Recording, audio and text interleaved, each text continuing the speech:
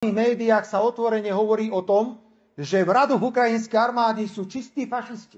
Zoberte si pluk z Azova, ktorý je preukázateľne fašistický pluk. Viete, čo je na Slovensku povedané? Že banderovci a takíto všelijakí, ktorí bojujú, to sú iba nejakí uliční bitkári na okraji spoločnosti. Ja som ešte ale nevidel uličného bitkára so samopalom a tankom, alebo s delom. Oni sú predsa súčasťou konkrétnej armády a robia hrozné veci. Dokonca sme šokovaní, že im naťahujú červené koberce v zahraničí.